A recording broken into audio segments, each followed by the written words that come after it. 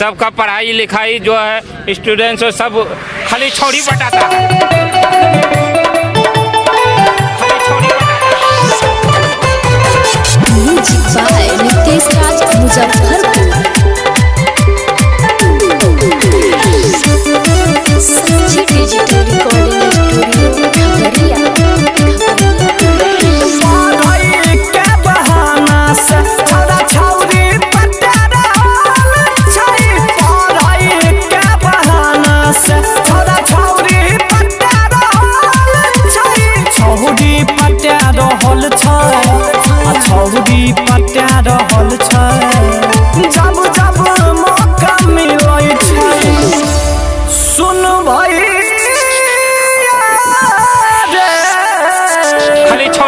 जब जब मौका मिलै छै देह में सट्टा रहल छै पढ़ाई के बहाना से छोरा छौरी पट्टा रहल छै पढ़ाई के बहाना से छोरा छौरी पट्टा रहल छै पढ़ाई के बहाना से।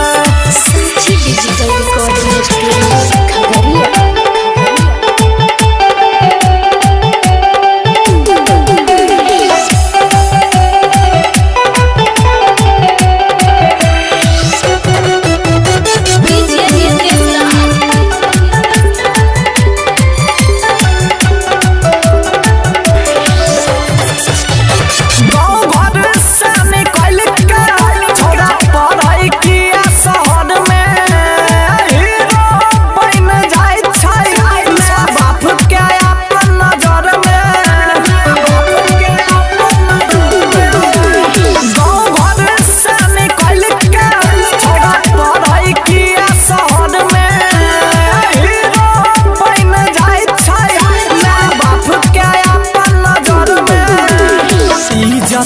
बचल खुचल जे इज्जत बचल खुचल जे ओ घटा रहल छै पढ़ाई के बहाना से छोरा छौरी पट्टा रहल छै पढ़ाई के बहाना से छोरा छौरी पट्टा रहल छै पढ़ाई के बहाना से।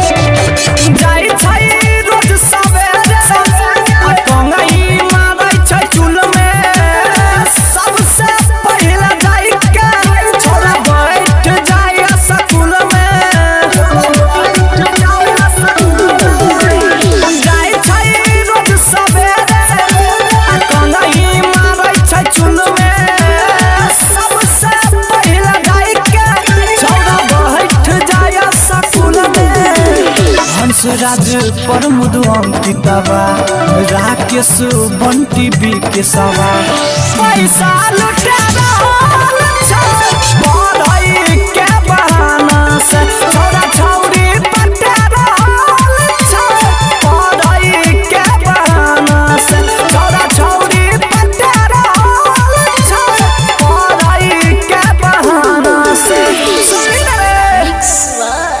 सिक्कू सावरी।